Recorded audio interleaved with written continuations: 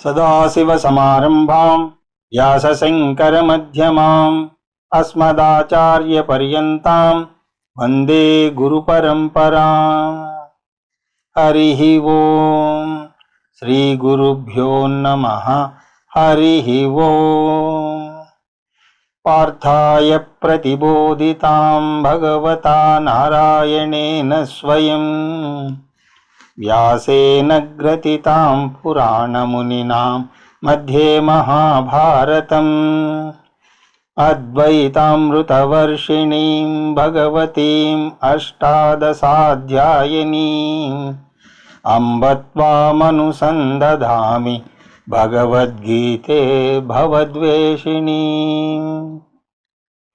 यं ब्रह्मा वरुणेन्द्ररुद्रमरुतस्तुन्वन्ति दिव्यैस्तवैः वेदैः साङ्गपदक्रमोपनिषदैः गायन्ति यं सामगा ध्यानावस्थिततद्गतेन मनसा पश्यन्ति यं योगिनः यस्यान्त्यं न विदुःसुरासुरगणा देवाय तस्मै नमः। ఓం శ్రీకృష్ణ పరబ్రహ్మణే నమః. స్మరవారం వారం కార్యక్రమంలో శ్రీమద్ భగవద్గీత జ్ఞాన యజ్ఞంలో 16వ రోజు అధ్యయనానికి మీ అందరికీ స్వాగతం. కర్మణ్యేవాధికారస్థే మా ఫలేషు కదాచన మా కర్మఫలహేతుర్భూ మా తే సంగోత్సకర్మణి. ఇది చాలా ముఖ్యమైనటువంటి శ్లోకం. తరచు దీన్ని చాలామంది ఉటంకిస్తూ ఉంటారు. ఇందులో కర్మయోగ సూత్రాలను మనం చూస్తాం.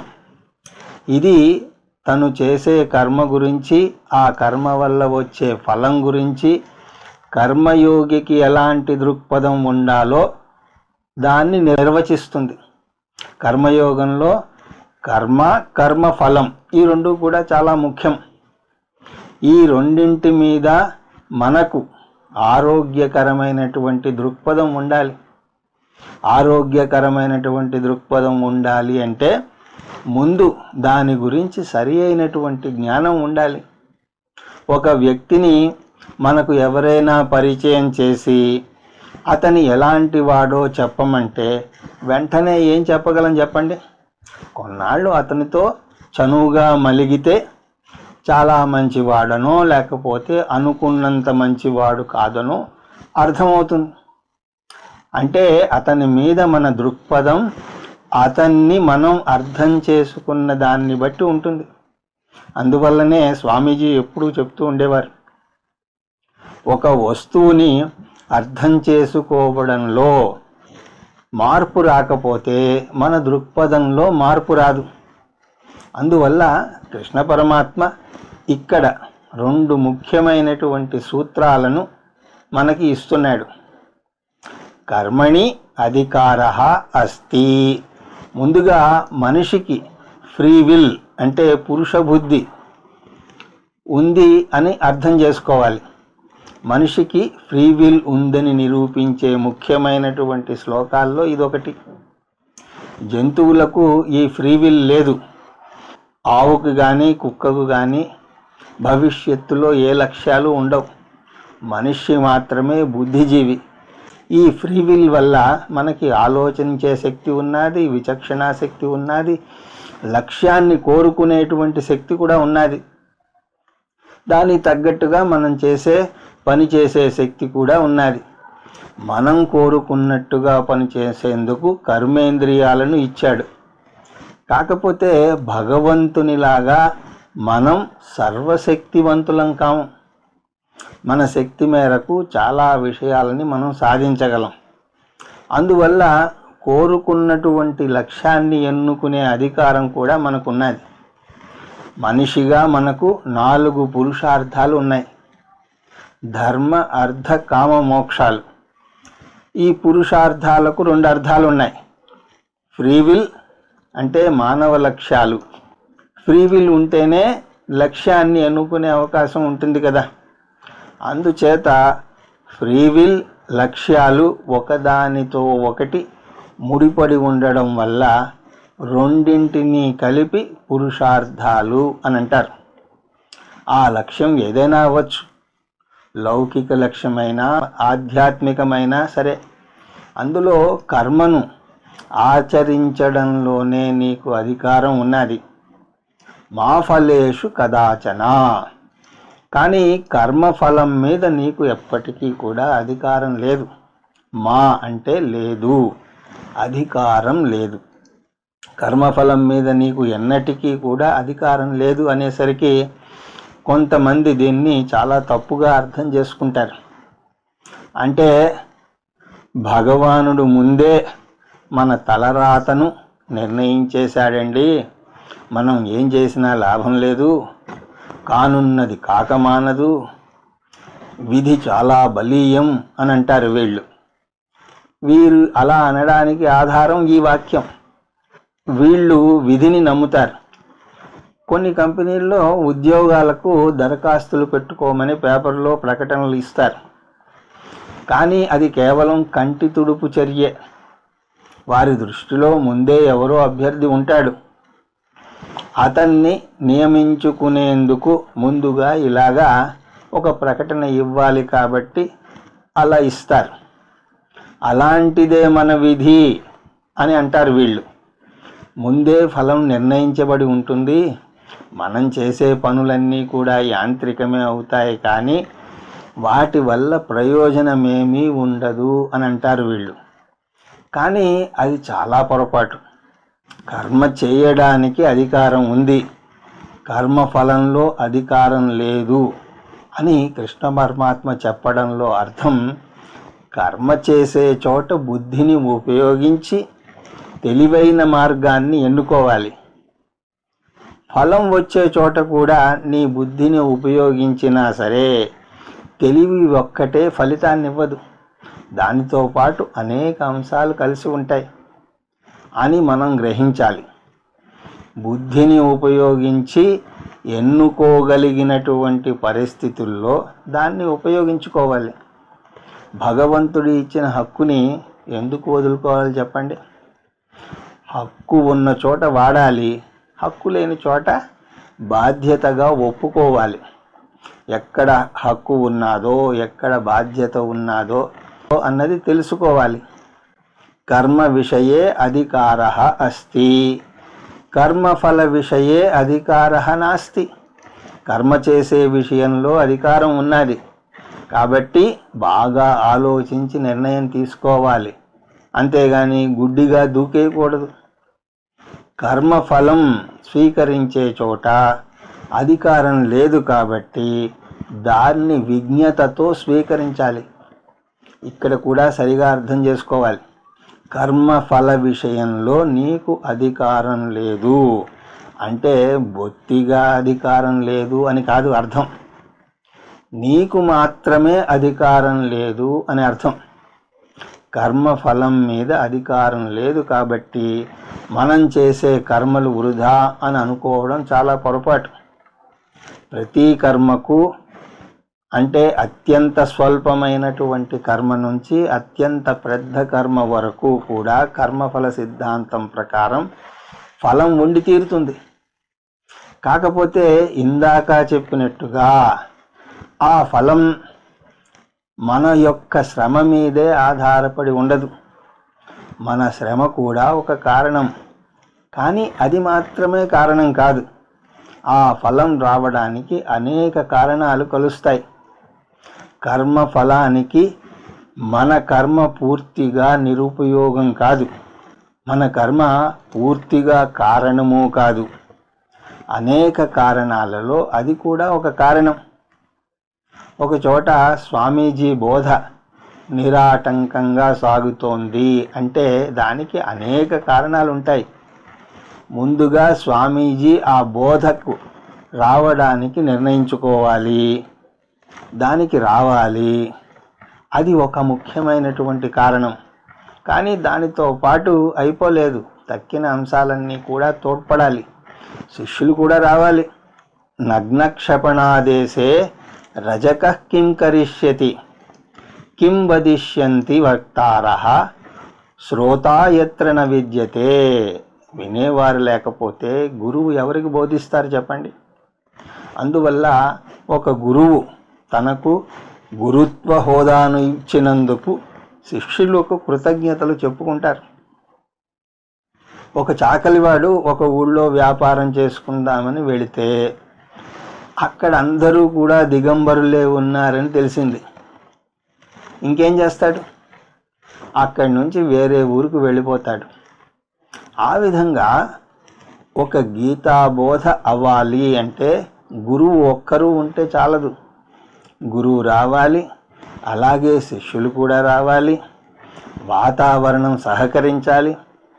వాన వస్తే అందరూ రారు, కాస్త వాన పడితే చాలు కరెంటు పోతుంది. కరెంటు పోకుండా ఉండాలి. బోధ జరగడానికి అనువైనటువంటి స్థలం కావాలి. ఈ పరిస్థితిని గురువు పరంగా చూస్తే తను బోధ చెయ్యాలా వద్దా, అంటే ఆ కర్మ చెయ్యాలా వద్దా అన్న నిర్ణయం తీసుకునే హక్కు గురువుకు ఉన్నది. దానికి గురువు తన ఫ్రీ విల్ని ఉపయోగిస్తాడు.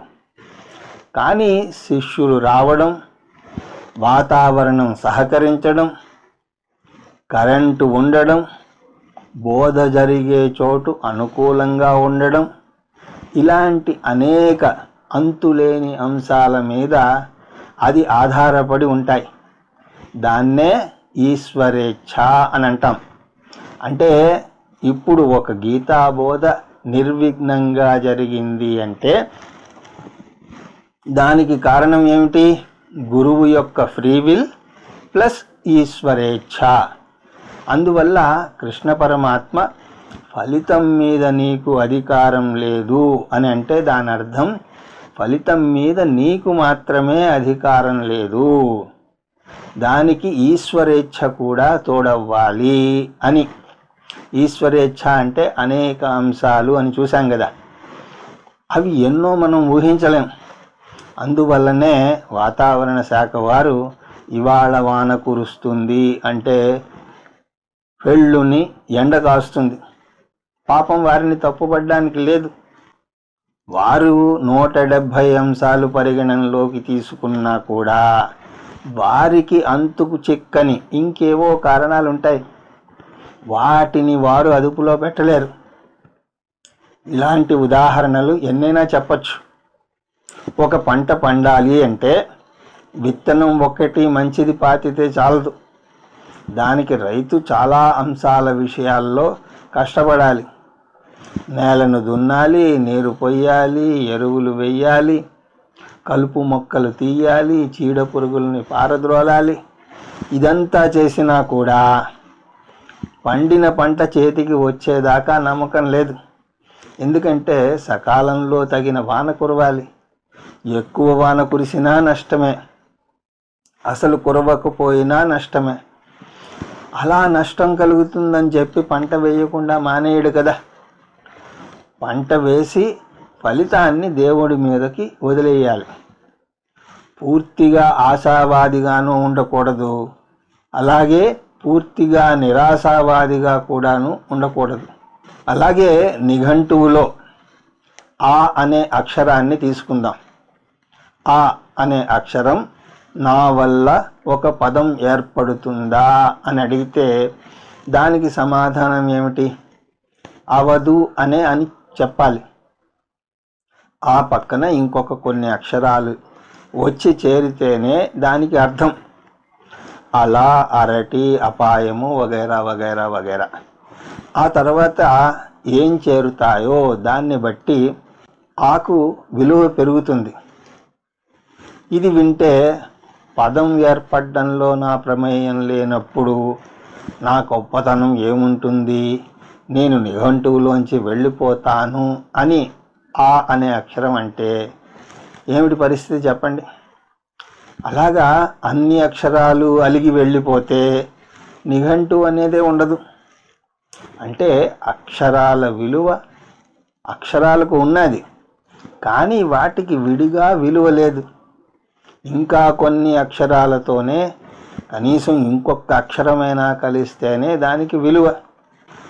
మన కర్మఫలాన్ని నిర్ణయించేది ఫ్రీ విల్లా లేక విధి ఆడే వింత నాటకమా అన్న ప్రశ్న మనుషుల్లో తరచు వెంటాడుతూ ఉంటుంది.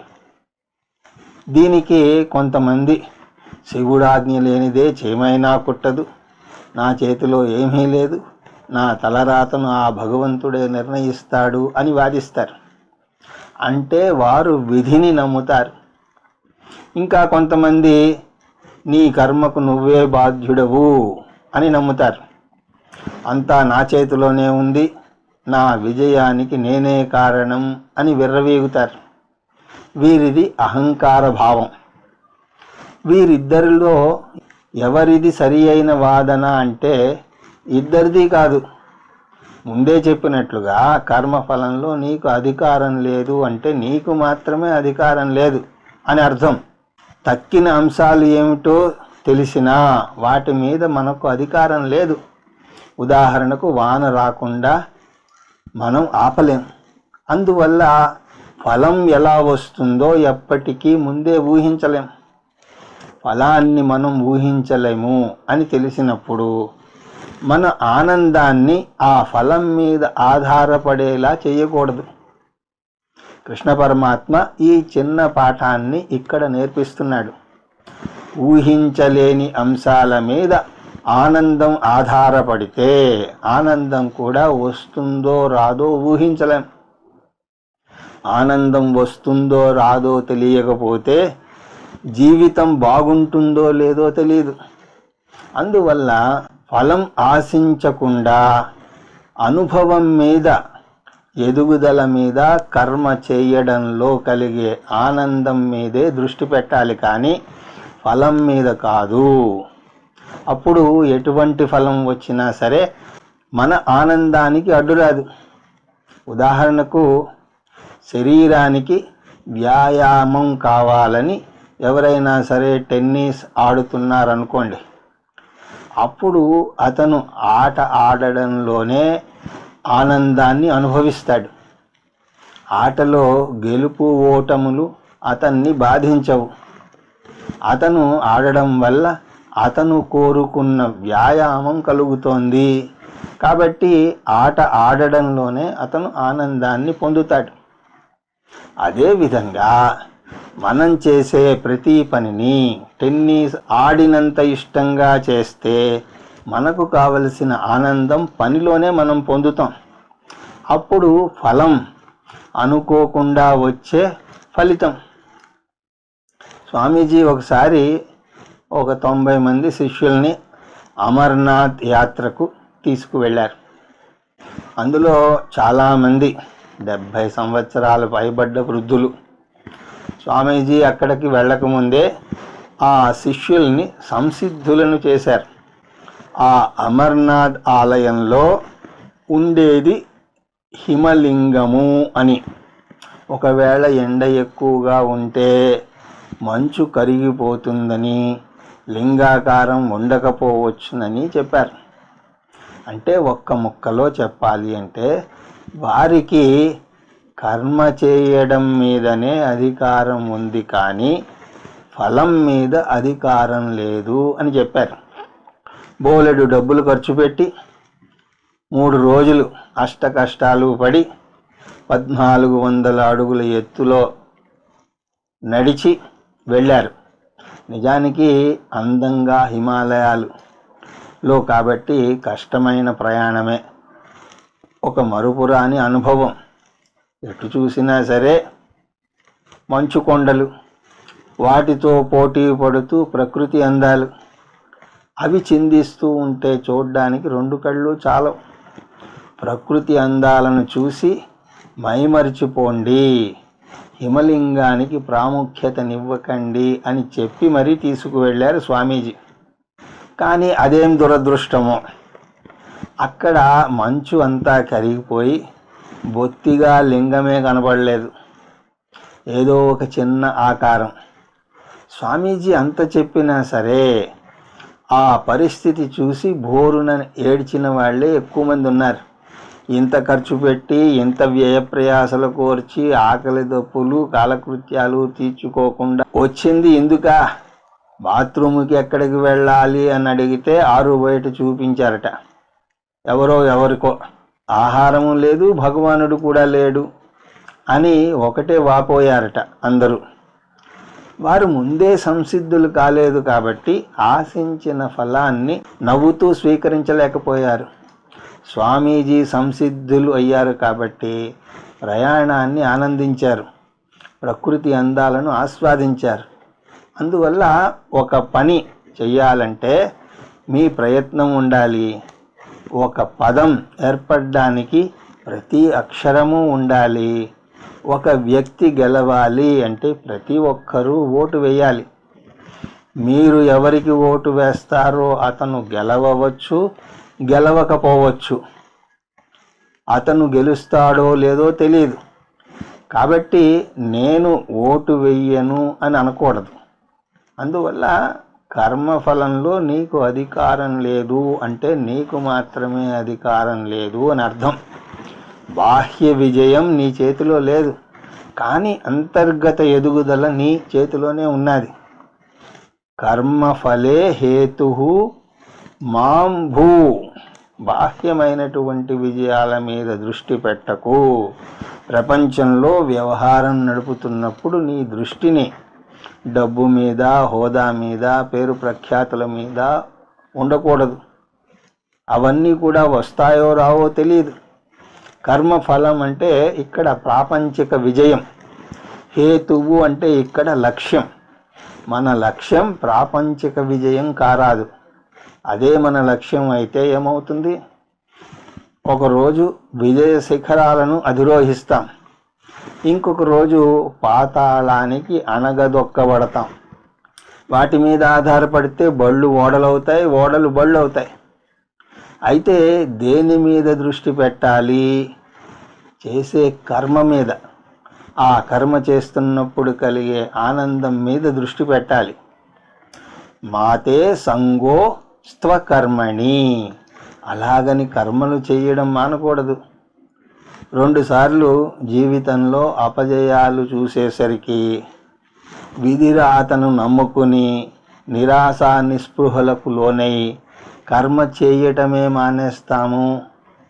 నేను ఏ పనిని ఆరంభించినా సరే దారుణంగా నష్టపోతున్నాను, ఇంకెందుకు పని చేయాలి అనే పలాయనవాదాన్ని చేయకూడదు. అందువల్ల నేను ఓటములను తప్పించుకోదలుచుకోలేదు అంటారు. ఎలాగంటే అసలు ఏ పని చేయకుండా కొంతమంది గొప్పగా నేను జీవితంలో ఒక్క ఓటమిని కూడా ఎదుర్కోలేదు తెలుసా అని అంటారు. ఏం పని సాధించావు నువ్వు అని అడగండి. ఏమీ చేసి ఉండరు. ఏదైనా చేస్తే కదా ఓటమి వచ్చేది. చేయకపోతే ఓటమి ప్రసక్తే లేదు. అలా పని చేయకపోతే ఓటమిని తప్పించుకోవచ్చేమో కానీ లాభాన్ని పొందలేరు. అంతర్గత గెలుపు పొందే అవకాశం దొరకదు. ఏదైనా కర్మ చేస్తేనే ప్రాథమిక ఆధ్యాత్మిక ఎదురుగుదల కలుగుతుంది.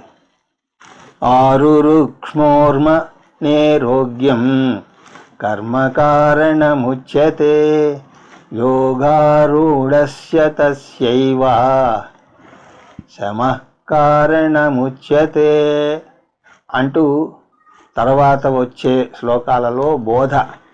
కర్మ చేస్తే అంతర్గత ఎదుగుదల కలుగుతుంది. సన్యాసించినా కూడా అంతర్గత ఎదుగుదల కలుగుతుంది. అందువల్ల కర్మ చేయడము ముఖ్యమే, కర్మను త్యజించడము కూడా ముఖ్యమే.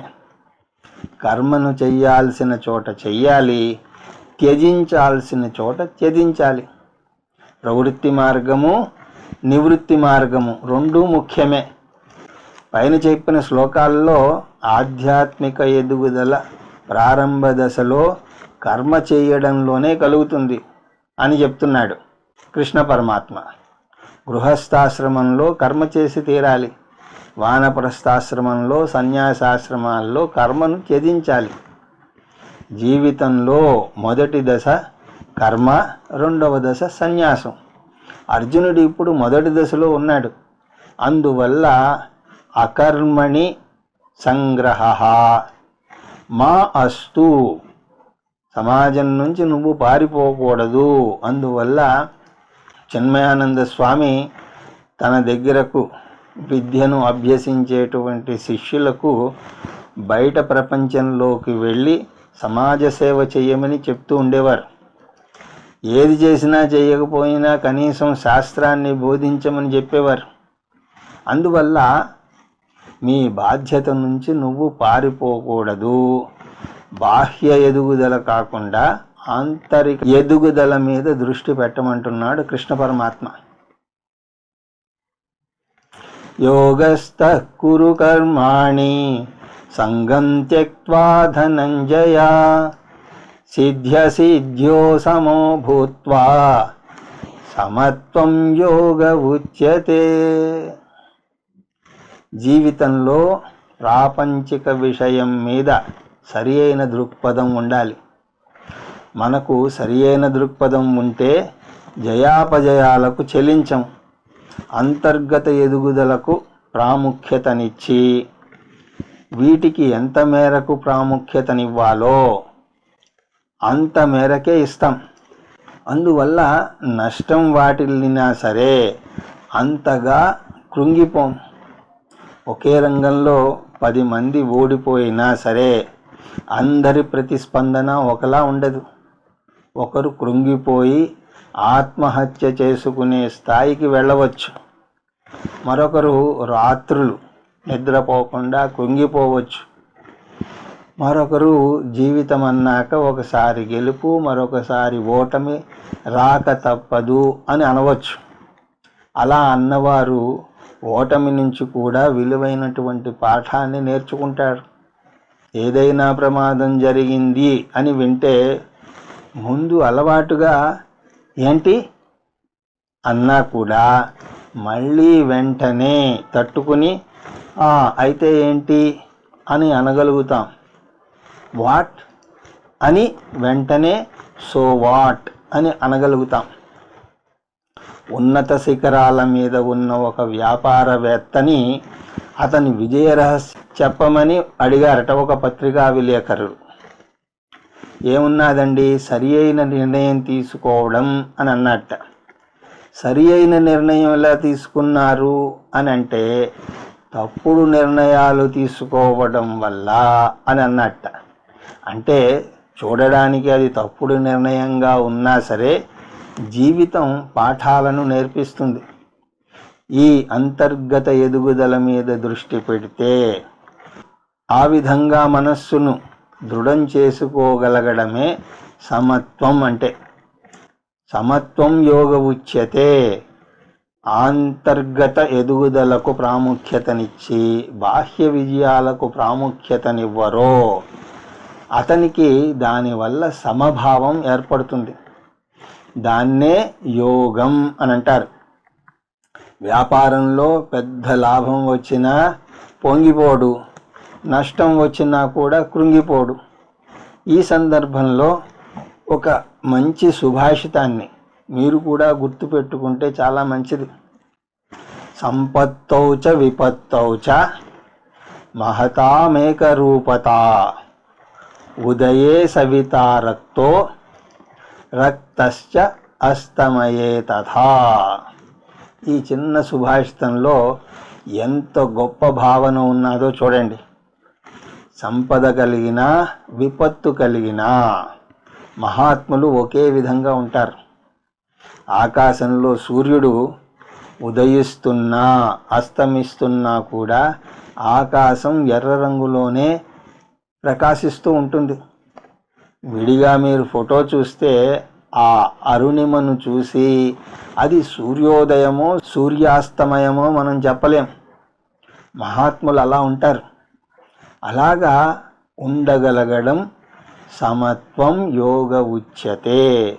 కర్మయోగికి ఉండాల్సినటువంటి ముఖ్య లక్షణం మానసిక సమతుల్యత. అందువల్ల అర్జున ఆ సమతుల్యతను పెంపొందించుకో. యోగస్థ కర్మాణి కురు. ఆ సమత్వంలో ఉండి నువ్వు చెయ్యాల్సినటువంటి కర్మలను చెయ్యి. ఏ కర్మ చేసినా కూడా అందులో ఎంతో కొంత ప్రమాదం పొంచి ఉండనే ఉంటుంది. దయానంద స్వామీజీ రోడ్డు దాటడం కూడా ప్రమాదమే అని అంటారు. నమ్మకం లేకపోతే ఏ ఆసుపత్రి ఎమర్జెన్సీ వార్డులోకైనా వెళ్ళి చూడండి, ఆ నిజం మీకు కళ్ళ ముందు ఉంటుంది. ఒక్కోసారి రోడ్డు దాటడం అనే కర్మ ఆసుపత్రికే కాదు, సరాసరి ఇంకో లోకానికి కూడా తీసుకెళ్తుంది. అందువల్ల ప్రమాదం లేనటువంటి జీవితం అంటూ లేదు, సాహసం చేయాల్సిందే. అదే సమయంలో ఎలా జరిగినా సరే తట్టుకునేటువంటి సమతుల్యత ఉండాలి. ఎలాగా అంటే సంగం త్యక్త్వా, బాహ్య విజయం నుంచి అంతర విజయం వైపుకు దృష్టి మరల్చడం ద్వారా. సంగం అంటే బంధకత్వం. బంధకత్వం దేని మీద అంటే ప్రాపంచిక విజయాల మీద బంధకత్వం. మరి ఆధ్యాత్మిక ఎదుగుదల మీద బంధం పెంచుకోవచ్చునా అంటే నిక్షేపంగా పెంచుకోవచ్చు అంటుంది శాస్త్రం. దేనితో బంధమైనా సమస్యలను సృష్టించవచ్చు, కానీ బంధాలకు అతీతమైనటువంటి దానితో బంధం పెంచుకుంటే ఏ సమస్య ఉండదు. ఆధ్యాత్మిక చింతన మీద బంధం, భగవంతుని మీద బంధం, శాస్త్రం మీద బంధం పెంచుకోండి. అవి ఏ ప్రతికూల ఫలితాలను ఇవ్వవు. నిజానికి వాటికి దూరంగా జరిగితేనే సమస్య. సిద్ధ్యసిద్ధో సమోభూత్వా, జయాపజయాల మీద సరి అయినటువంటి దృక్పథాన్ని పెంచుకుని సమభావం కలిగినప్పుడు, సిద్ధి అంటే జయం, అసిద్ధి అంటే అపజయం, రెండింటినీ సమానంగా స్వీకరించు అర్జున. కర్మయోగి అంటే సమభావం కలిగినటువంటి వాడు. సమత్వం యోగ ఉచ్యతే. కర్మయోగం అంటే ఒక ప్రత్యేకమైనటువంటి కర్మ కాదు, ఒక ప్రత్యేకమైనటువంటి మనస్థితి. అందువల్ల అర్జున, నువ్వు కర్మయోగిలాగా ఉండు. 47-48 శ్లోకాల్లో కృష్ణ పరమాత్మ కర్మయోగాన్ని టూకీగా మనకు ప్రవేశపెట్టాడు. వీటిని బీజ శ్లోకాలు అని అంటారు. కృష్ణ పరమాత్మే ఈ కర్మయోగం అనే అంశాన్ని 3వ అధ్యాయంలో చాలా వివరంగా చర్చిస్తాడు. అందువల్ల 3వ అధ్యాయం మొత్తం కూడా 47-48 శ్లోకాల మీద విశ్లేషణ అని చెప్పచ్చు. 3వ అధ్యాయంలో కర్మయోగానికి 2 భాగాలు ఉన్నాయి అని, అవి కర్మ, యోగం అని మనం చూస్తాం. కర్మ అంటే సరి అయినటువంటి కర్మ చేయడం. సాంకేతికంగా చెప్పాలి అంటే సాత్విక కర్మ చేయడం. కానీ కర్మయోగంలోని ఈ అంశం గురించి కృష్ణ పరమాత్మ ఈ అధ్యాయంలో చెప్పడం లేదు. కర్మయోగంలోని 2వ పదం యోగం అంటే కర్మ పట్ల సరి అయినటువంటి దృక్పథం కలిగి ఉండడం. కర్తగా మనం ఒక పని చేస్తున్నప్పుడు దాని మీద మనకు ఇష్టం ఉండాలి. మనం చేసే ఉద్యోగం మనకు ఇష్టం లేదనుకోండి, ఆ పని మీద రోజుకి 8 గంటలు, వారానికి 5 రోజులు, నెలకు 4 వారాలు గడపాలి.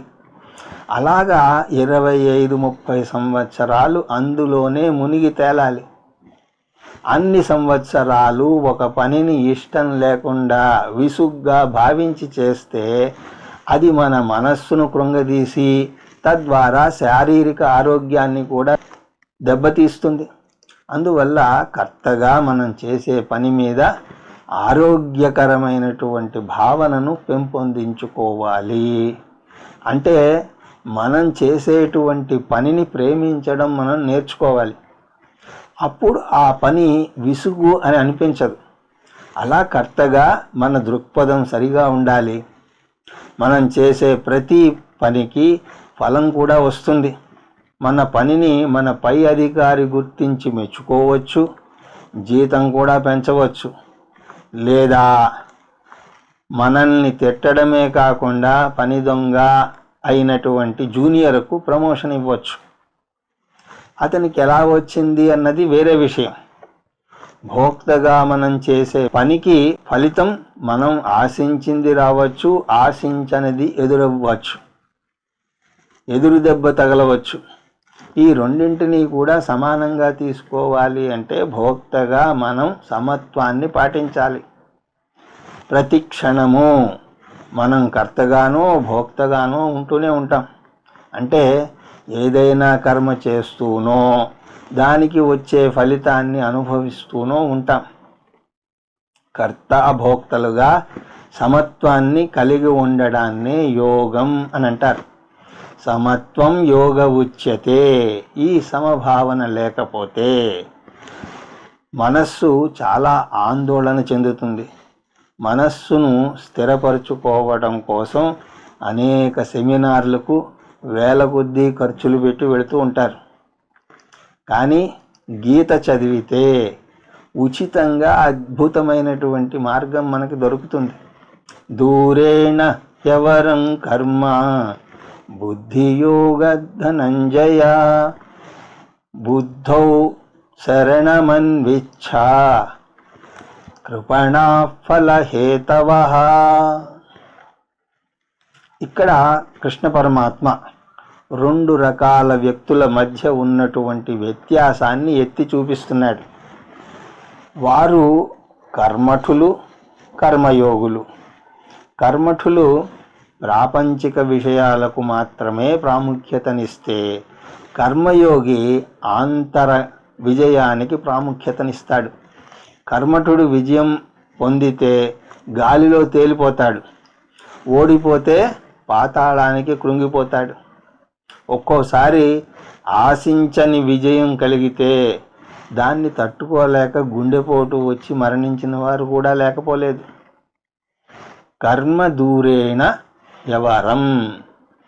సకామ కర్మ చేస్తే కర్మటుని కర్మ చాలా తక్కువ స్థాయికి చెందినటువంటిది. దేనికన్నా తక్కువ స్థాయి అంటే బుద్ధియోగాత్. కర్మయోగి చేసే కర్మ యోగం కన్నా ఇక్కడ బుద్ధియోగం అంటే కర్మయోగం.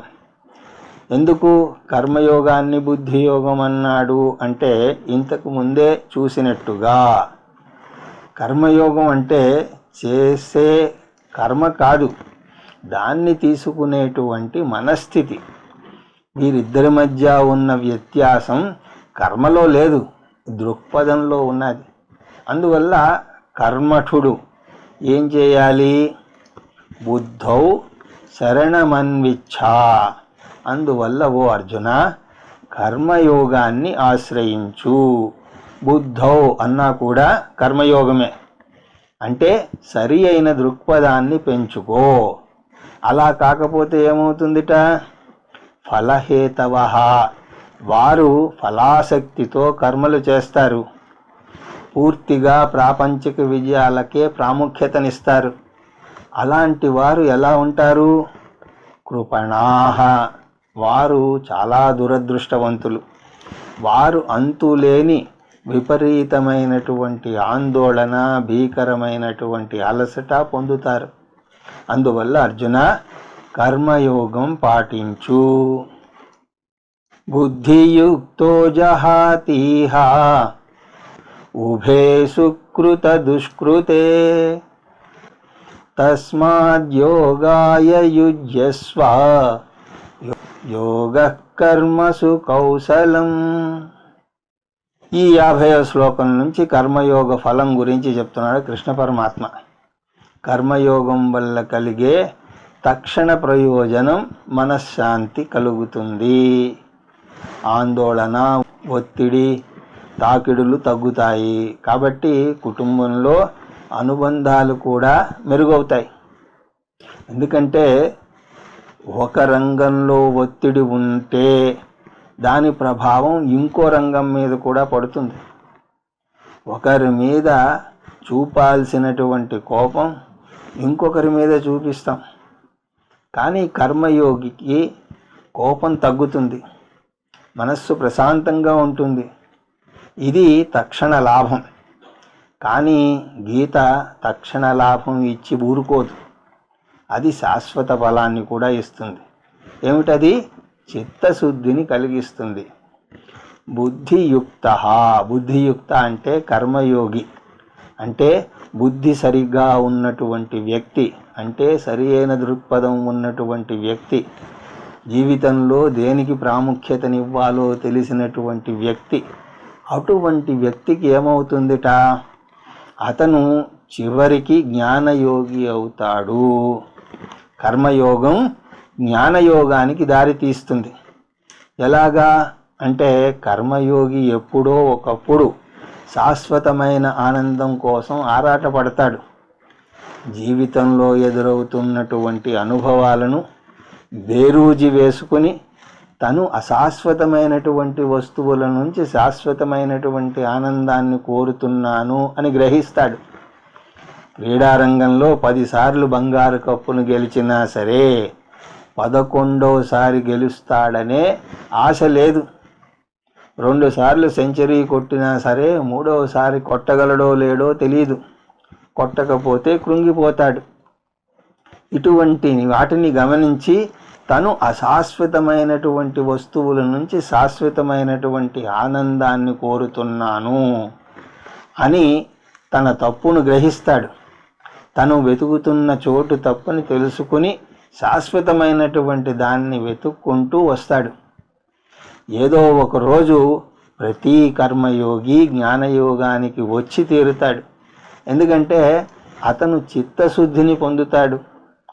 ఎప్పుడైతే చిత్తశుద్ధిని పొందుతాడో అప్పుడే ఆత్మజ్ఞానం మీద శ్రద్ధ పెరుగుతుంది. అంతకుముందు ఆత్మజ్ఞానమా అనేటువంటి వ్యక్తి దాని మీద ఆసక్తి చూపిస్తాడు. యదాహి నేంద్రియార్థేషు న కర్మస్వను షజ్ఞతే సర్వసంకల్ప సన్యాసి యోగారూఢస్తదోచ్యుతే.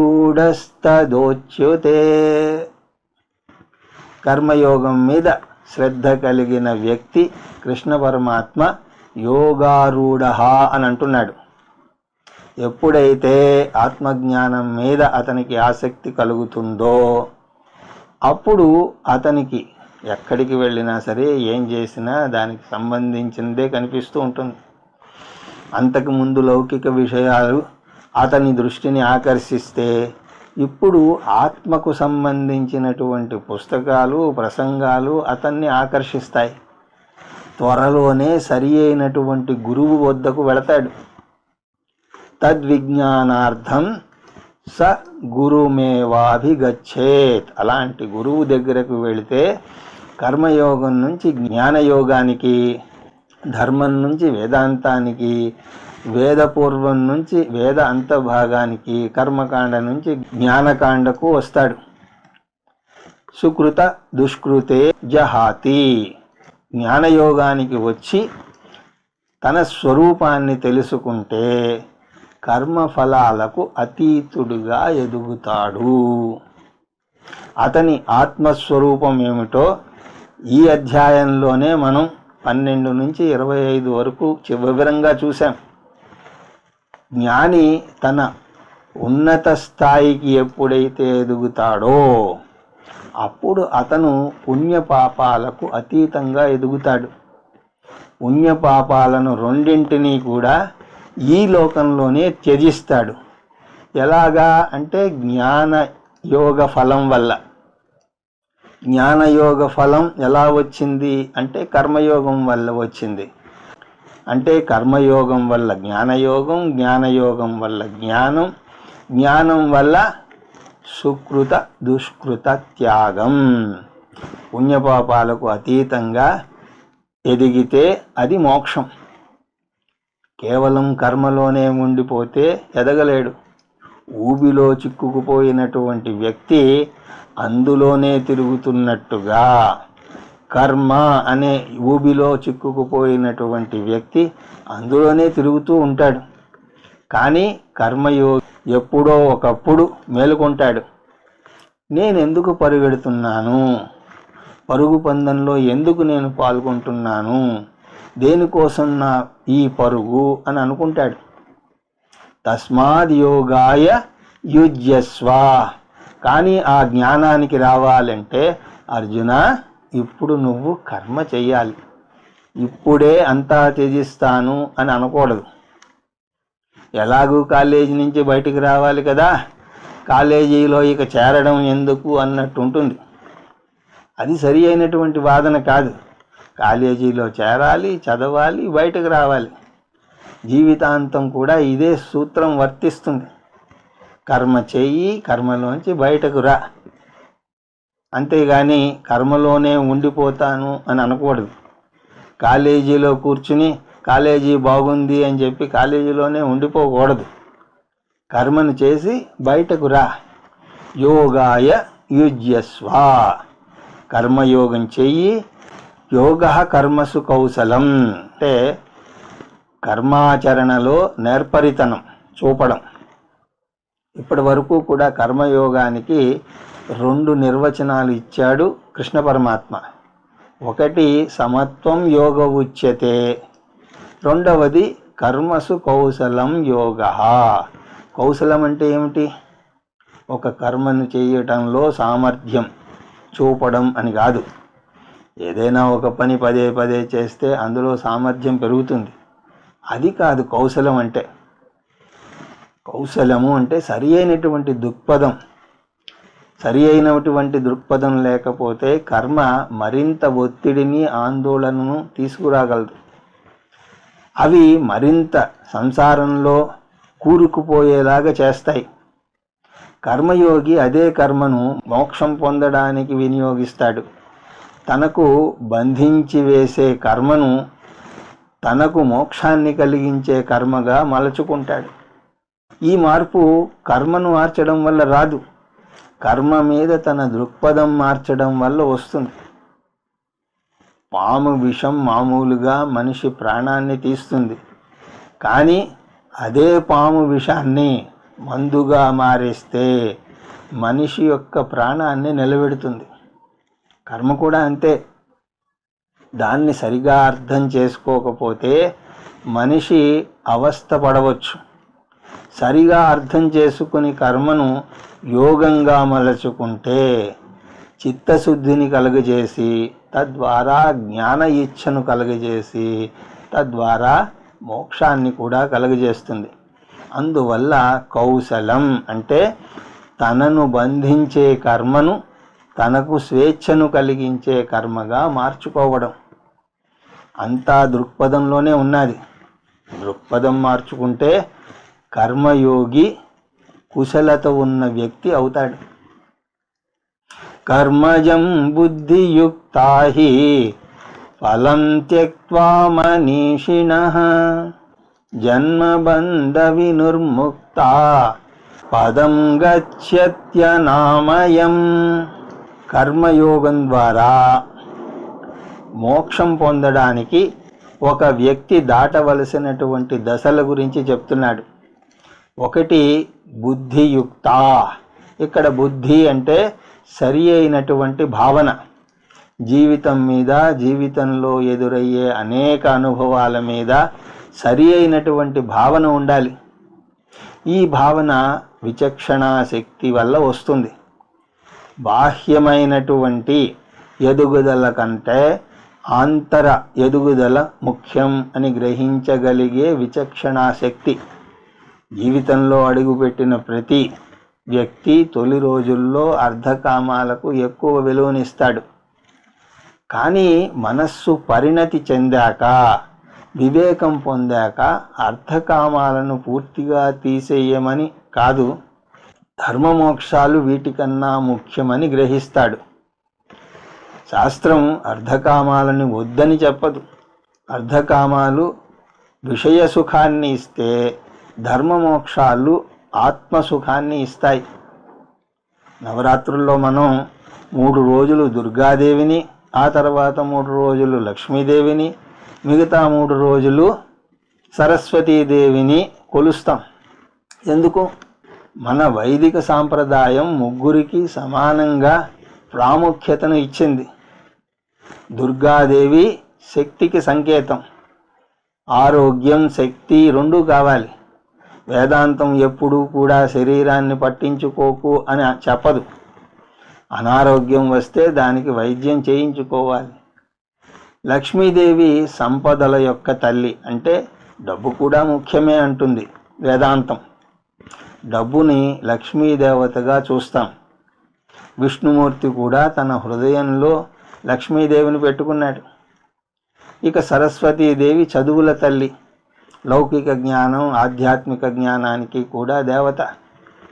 ఈ ముగ్గురు దేవతలను కొలవమనడంలో మన ఉద్దేశం బాహ్య ఎదుగుదలతో పాటు ఆంతర ఎదుగుదల కూడా ప్రాముఖ్యతనివ్వడానికే. అందువల్ల కర్మయోగి అర్ధకామాలకు కూడా ప్రాముఖ్యతనిస్తాడు. అర్ధకామాలు అశాశ్వత ఫలాలను ఇస్తాయని, ధర్మమోక్షాలు శాశ్వత ఫలాలను ఇస్తాయని అతను తెలుసుకుంటాడు. ఈ నిత్యానిత్య వివేకం మీద అతనికి సరి అయినటువంటి అవగాహన ఉంటుంది. దీన్ని బుద్ధియుక్త అని అంటున్నారు. రెండవది కర్మజం ఫలం త్యక్వా. కర్మజం ఫలం అంటే కర్మ యొక్క లౌకిక ఫలాలను త్యక్వా అంటే త్యజిస్తాడు అంటే వాటి గురించి అతిగా ఆలోచించడు. ఒకవేళ వాటి వల్ల ఫలం వచ్చినా దాన్ని అవాంతర ఫలంగా భావిస్తాడు. అంటే ప్రాథమిక ఫలం అది కాదు. అతనికి ప్రాథమిక ఫలం ఆంతర విజయం. డబ్బు ఈరోజు వస్తుంది, రేపు పోతుంది. మనుషులు ఈరోజు నిన్ను మెచ్చుకుంటారు, రేపు తిడతారు. ఏదైనా అతను పట్టించుకోకుండా ఆంతర విజయానికే ప్రాముఖ్యతనిస్తాడు. ఇక మూడవది మనీషిణః భూత్వా. ఈ పై రెండు దశలు అంతిమ లక్ష్యాన్ని పొందడానికి సరిపోవు. చివరికి ఎవరైనా సరే జ్ఞానానికి వచ్చి తీరాలి. మనిషిగా పుట్టినందుకు మనిషి లక్ష్యం ఏమిటి అని చాలామంది ఈ ప్రశ్న అడుగుతూ ఉంటారు. కానీ ఎప్పుడో తెలుసా అండి, పుట్టిన 55 సంవత్సరాలకో, ఇంకా మాట్లాడితే 99వ సంవత్సరానికో అడుగుతారు. మనిషిగా మన లక్ష్యం ఏమిటి అది తెలుసుకోవాలి అంటే ప్రకృతిని చూడండి. ఏ చెట్టును చూసినా సరే, ఏ జంతువును చూసినా సరే మీకు తెలుస్తుంది. అవి ఏం చేస్తాయి? ఎదుగుతాయి. ఒక చెట్టు విత్తనం నుంచి వచ్చి చిన్న మొక్కలా మొలచి అలా పెరుగుతూ పెద్ద వృక్షం అవుతుంది. ఆ ఎదిగే సమయంలో కూడా మనకు ఆకుల్ని, పువ్వుల్ని, పళ్ళను, నీడను ఇస్తుంది. చివరికి ఎండిపోయి రాలిపోతుంది. అలాగే జంతువులు కూడా ఆయుష్ ఉన్నంత వరకు ఎదిగి ఆయుష్ తీరగానే మరణిస్తాయి. అందువల్ల మనం కూడా ఆయుష్ ఉన్నంత వరకు ఎదగాలి. కానీ జంతువులకు మనకు మధ్య చిన్న భేదం ఉన్నది. జంతువులు, చెట్లు కేవలం శారీరక పరంగానే, అంటే బాహ్యంగానే ఎదుగుతాయి. కానీ మనిషి బుద్ధిజీవి. మనిషి బుద్ధి పరంగా కూడా ఎదగాలి. శారీరకంగా తేలిగ్గా ఎదుగుతాడు, కానీ దానికి తగ్గట్టుగా మనస్సు పరంగా, భావపరంగా కూడా ఎదగాలి. దీన్ని విశ్వజనీన ప్రేమ అని అంటారు. వసుదైవ కుటుంబకం అనేటువంటి భావన ఒకటి రావాలి. నేనెవరు, ఈ జగత్తు ఏమిటి, ఈశ్వరుడెవరు, ఈ 3 ప్రాథమిక ప్రశ్నలు ప్రతి ఒక్కరిలో కలుగుతాయి. వాటికి జవాబు తెలియకుండా బుద్ధిపరంగా ఎదగలేం. బుద్ధిపరంగా ఎదగడం అంటే ఆధ్యాత్మికంగా ఎదగడం. మనీషిణః భూత్వా అంటే అర్థం అది. మనీషి అంటే జ్ఞాని, మనీషా అంటే ఆత్మజ్ఞానం. శంకరుల వారు మనీషా పంచకం అని రచించారు. ఆత్మజ్ఞానం మీద 5 శ్లోకాలు. ఇక తర్వాతది జన్మబంధ వినిర్ముక్త. ఈ జ్ఞానం వల్ల సంసార బంధనం నుంచి విముక్తి పొందుతాడు. సంసారాన్ని అనేక సందర్భాల్లో అనేక రకాలుగా వర్ణిస్తారు. గీత మొదటి అధ్యాయంలో బంధాన్ని 3 పదాలతో వర్ణించింది. అవి రాగం, శోకం, మోహం. రాగం అంటే బంధం, శోకం అంటే దుఃఖం, మోహం అంటే భ్రాంతి. వీటిని సంసార బంధంగా అనవచ్చు. లేదా వేదాంతపరంగా చెప్తే పునరపి జననం పునరపి మరణం పునరపి జనని జఠరే శయనం. ఈ కర్మయోగి జ్ఞాని అయి ముక్తిని పొందుతాడు. ఎన్నాళ్ళు ముక్తిని అనుభవిస్తాడు అంటే జీవించి ఉన్నన్నాళ్ళు. అటువంటి జీవితం ఎంత ఆనందంగా ఉంటుంది అంటే ఈ జగత్తులోనే తన జీవితాన్ని కొనసాగిస్తాడు. ఈ జగత్తు ఏమీ మారిపోదు, కానీ అతని జీవితంలో ఏమి జరిగినా సరే చలించడు. రాబోయే శ్లోకాల్లో కృష్ణ పరమాత్మే అటువంటి జ్ఞాని పరిస్థితి ఎలా ఉంటుందో వర్ణించబోతున్నాడు. అటువంటి జ్ఞానిని స్థితప్రజ్ఞుడు అని అంటారు. అతనికి కలిగే ఆంతర స్వేచ్ఛనే జీవించి ఉండగానే పొందేటువంటి శాంతి ఆనందాలనే జీవన్ముక్తి అని అంటారు. అతని మనస్సు కూడా తేలికగా అవుతుంది. అశాంతిగా ఉన్న మనస్సు భారంగా ఉంటుంది. జీవితంలో దేన్నైనా సరే ఎదుర్కోగలం, ఒక్కదాన్ని తప్ప. ఏమిటది? మన మనోభారాన్ని. మనం ఉన్న ఊరు భారంగా అనిపిస్తే ఆ ఊరు వదిలేసి ఎక్కడికైనా వెళ్ళిపోవచ్చు. మనుష్యులు నచ్చకపోతే వారి నుంచి పారిపోవచ్చు. కానీ మనస్సే సమస్య అయితే ఎక్కడికి వెళ్తాం చెప్పండి? మానస సరోవరం వెళ్ళినా సరే మన మనస్సు మనలను శాంతిగా ఉండనివ్వదు. అందువల్ల మన పెద్ద శత్రువు మన మనస్సే. కానీ ఆ మనస్సు మనకు భగవంతుడిచ్చినటువంటి వరం.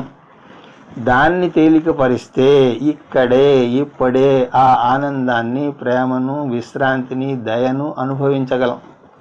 దీన్నే జీవన్ముక్తి అని అంటారు. ఇక 5వది అనామయం. పదం గచ్చంతి. ఎప్పుడైతే ప్రారబ్ధ కర్మ ముగిసి జీవితాన్ని చాలిస్తాడో అప్పుడు జ్ఞాని ఈశ్వర ఐక్యాన్ని పొందుతాడు. ఇక్కడ పదం అంటే ఈశ్వరుడు. ఈశ్వర ఐక్యం అంటే అతనికి ఇక పునర్జన్మ ఉండదు. దానిని విదేహముక్తి అని అంటారు. ఈ శ్లోకం ఒక పరిపూర్ణ శ్లోకం. కర్మయోగంతో మొదలుపెట్టి జ్ఞానయోగానికి వచ్చి జ్ఞానయోగ ఫలమైనటువంటి జీవన్ముక్తి, విదేహముక్తుల గురించి చెప్తుంది. వీటి వివరాలు కృష్ణ పరమాత్మే తర్వాత ఇస్తాడు. 2వ అధ్యాయం మొత్తం భగవద్గీత యొక్క సారాంశం అని మనం మర్చిపోకూడదు. అందువల్ల 2వ అధ్యాయంలో చెప్పిన ప్రతి ఒక్క అంశాన్ని కృష్ణ పరమాత్మే 3 నుంచి 17వ అధ్యాయం దాకా వివరిస్తాడు. మళ్ళీ 18వ అధ్యాయంలో దాని సారాంశం మళ్ళీ చెప్తాడు. ఈ 51వ శ్లోకానికి వివరణ 52, 53 శ్లోకాలు. ఆ తర్వాత 54వ శ్లోకంలో అర్జునుడికి వచ్చినటువంటి సంశయం. ఆ సంశయాన్ని 54వ శ్లోకంలో అర్జునుడు ప్రశ్నిస్తాడు. దానికి సమాధానం శ్రీకృష్ణ పరమాత్మ తెలియజేస్తాడు. వాటన్నింటినీ కూడా తర్వాత తరగతిలో దర్శిద్దాం. హరి ఓం తత్సత్.